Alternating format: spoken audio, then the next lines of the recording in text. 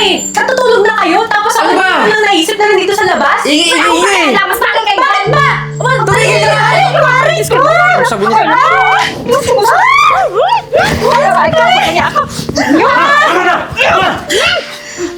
Ayan! Ano ba nangyayari dito? Ewan, sinabunutan ako niyan eh. Binabaliktad mo yung sitwasyon! Ikaw yung nanabuhat Tama sa na, akin! Chloe! Alam mo, totoo siya, marami siyang ginawang kasalanan. Ngayon, nung kinukonfronta ko na siya, nagagalit pa sa akin. Ang galing Nahiya mo, ka? acting! At inanay ko, sinasaktan mo? Nanay, tapos na naman dito sa bahay. Ito, okay lang. Nay, pwede ba paki-explain? Bakit nasa labas na yung mga gamit ko? Buti naman nandito ka na. Oo, nilabas ko talaga yung mga gamit mo doon. Kasi nandito na yung anak ko. Kapatid ni Francis. At saka, ba't lagi na lang, tuwing namamalengke ka, anong oras ka na umuwi? 4 na oras? Ano ba naman yan? At saka isa pa, parang tingin ko, ginagawa mo lang alibay ang pamamalengke mo para ano, makipagkita ka sa lalaki mo? Eh, Nay, alam mo naman kung gaano kalayo yung bahay natin sa palengke, tsaka ang daming tao kanina, kaya ako natatagalan. Parang hindi naman kapani-paniwala yung mga sinasabi mo. Kailan ka ba naniwala sa akin, Nay?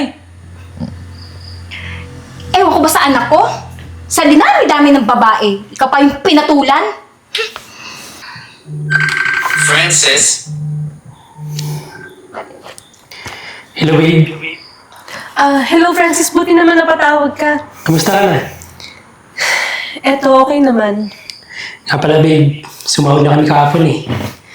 Magpapadala sana ako para may Sino yan? pambili ka Anak ko dyan. ba yan? Francis, Yes, ma. bakit sa kanya mo ipapadala yung pera mo? Ha? Sa akin mo ipadala. Alam mo bakit? Yung pinapadala mong pera, kung ano-ano pinagbibili niyan. At saka, hindi ko ba alam din sa babae na yan? Ang bilis maubos ng pera mo. Hay nako, kung sa akin mo ipapadala yan, iipunin ko yan. Pabibili ng mga gamit dito sa bahay. Huwag sa asawa mo. Sige po, ma. Sa'yo ko na lang po ipapadala para naman may ipon pa ako. Sa anak, may sasabihin pa ako. Ano po yun? Tingin ko, parang nalalaki tong asawa mo eh. Ano? Ma, hindi po totoo yan. Tumahimik ka nga! Kaya, huwag mo nang magpapadala sa kanya ha. Huwag na huwag kang magpapadala sa kanya. Sige, ma. O sige, ingat ka dyan anak. Ha? Huwag mong pabayan sarili mo. Sige na. Love you. Bye-bye. Oh, ay, na-cellphone mo! Ma, bakit naman ginawa mo yun? Bakit siniraan mo ako sa mismong asawa ko? Bakit? Totoo naman, di ba? Ano totoo? Eh, wala kang nga pruweba eh. Sigurado ka? Kaya nga aliban mo lang yung mamalengke, di ba?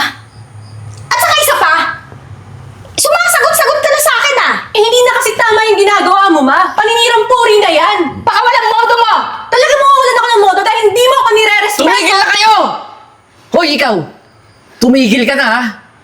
Eh, bakit? Totoo naman sinasabi ko ah. Di mo nagrespeto tong nanay ko, eh! Eh, paano ko yung nire-respeto kung hindi niya ako nire-respeto? Basic human decency ba? Mas mabuti pa! Doon ka na sa labas! Aray ko yan! Bitawan mo na ako! Labas mo yan! Aray ko! Doon ka! Baka walang motong babae na yan.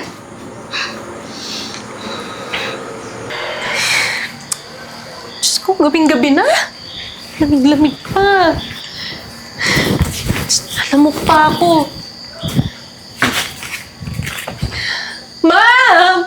Pagbuksan niyo naman ako ng bahay, oh. Ang lamok-lamok na dito sa labas, eh. Ma'am! Ano ba? Itong babae na to. Ano ba? Ano ba? Nakakabulahaw ka na! Ano natutulog na kami doon? Ang ingay-ingay mo! Eh, yun na nga, eh. Katutulog na kayo, tapos ako Ano ba? lang naisip na nandito sa labas. Ingay! Mas bagay kayo! Bakit ba? Tumigil ka! Ay, Maris ko! Sabi niya. Ano na? Ayan! Ano ba nangyayari dito? Ewan, sinabunutan ako niyan eh! Binabaliktad mo yung sitwasyon! Ikaw yung nanabuhat Tama sa na, akin! Chloe! Alam mo, totoo siya, marami siyang ginawang kasalanan. Nahihiya ka? umarte. At inanay ko, sinasaktan mo? Francis, hindi totoo yan! Huwag ka nang dahilan! Ginagawa yan sa akin! Nalalaki yan. Nahuli ko. At saka yung pera na pinapadala mo, nilulustay niya sa lalaki niya. Paano kayo nalulustay ng pera? Tumigil ka na! Gastos! Kapal na mukha mo! Hindi mo man lang inisip yung paghihirap ko sa ibang bansa! Kaya maniniwala Para sa maibig yung gusto mo! Tapos ikaw, nilulustay mo lang yung pera na pinapadala ko sa'yo! Talaga? Ganun, anak. Naniniwala ka pa sa nanay mong sinungaling? Francis, kilala mo ako. Kaya nga tayo naging mag-asawa, di ba? Mas kilala ko yung nanay ko. Alam mo, mas mabuti pa, lumayas ka na at huwag ka nang babalik dito. Narinig mo yata sinabi ng anak ko, di ba? Lumayas ka daw. Kapal din talaga ng pagmumukha mo, no? Alam mo, sa totoo lang, simulat kapal, ayoko na sa'yo. Pinagpipilinta mo yung sarili mo dito. Ayaw mo umalis, ha? Alis! Ayaw mo? Sige! Halika dito! Aray ko! Lumayas ka! Sige, sige, anak! Sige, gawin mo. Ipagtulakan mo yan sa labas. Total, ayoko naman talaga din sa babae na yan, eh. Kapal na mukha. Ay, nako. Salamat naman. Nabawasan ng demonita dito sa bahay. Alam mo, ma, salamat, ha. Kung hindi dahil sa inyo, hindi ko malalaman yung mga kalokohan niya. Eh, ayaw mo makinig sa akin simula pa dati, eh. Sinasabihan na kita na lalaki ang asawa mo. Hindi ka nakikinig sa akin. Ay, Tsaka na, ma. Alam mo naman na malaki yung tiwala ko sa asawa ko. Pero, huwag niyo nang isipin yun. Pero anak, tama yung desisyon mo na pinalayas mo na yung asawa mo na yun. Walang kwenta yun. Ay, nako. Tara na, ma. Pumasok na tayo. Tara na. Masira na tao. Shit. Gabi-gabi. Oo, kuya. Inaantay ko lang kasi yung driver ko. Ang tagal-tagal. Kanina pa ako dito eh. Ma'am, excuse me po. Pwede po bang makahingi ng tubig or kahit pagkain? Nahihilo na po kasi talaga Naku ako. ko. Teka, familiar ka. Ah, my gosh, tulong! Tulungan niyo ako! Tulong! Sino ba kasi yung driver ko? Tulong! Tulong ba? Tulungan niyo ako! Kilala ko to eh. Si Chloe. Ay, naku. Ano ba yung nangyari sa'yo? Asan ako? Chloe, do you remember me? Jay, ikaw ba yan? Do you remember me kapag nag-iisa? Yung ex ko na. Pumato sa bakla na natuluyan maging bakla. Ako to nga. Oo nga, ako nga si Jay. Grabe, sobrang laki ng pinagbago mo. Eh, sabi ko naman kasi sa'yo, di ba? Nung tayo pa lang, sabi ko sa'yo na, inamin ko naman sa'yo na iba talaga ako. Eh, ikaw naman pumilit na maging tayo eh. Tsaka, tinan mo, di ba? Mas babae pa ako sa'yo ngayon. Pero may iba tayo. Ano ba kasi yung nangyari sa'yo? Tsaka, bakit ka nanglilimos sa daan? Ano ka ba? Hindi na ikaw yung dating Chloe na kilala ko. Tingnan mo, ang laki ng pinayat mo. Long story. Sinabi ko sa'yo. Sabihin mo na, ano ba yun? Pinalayas kasi ako sa amin nung biyanan ko. Okay. Kahit yung mismong asawa ko, hindi ako pinapaniwalaan eh. Pinagtabuyan na nila ako. Tapos, Ayun, naging palaboy ako. eh walang kwenta pala yung biyanan mo eh. Pati yung asawa mo, bakit hindi ka naman lang nagsumbong sa asawa mo?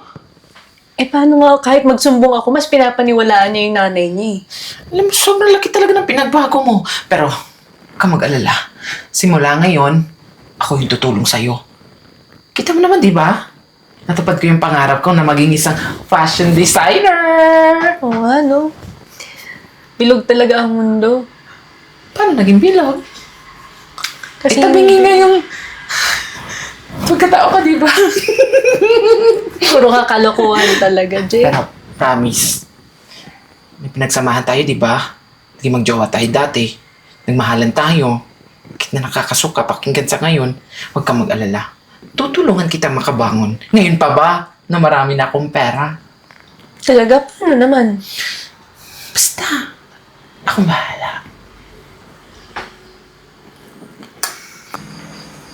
Ay! gosh!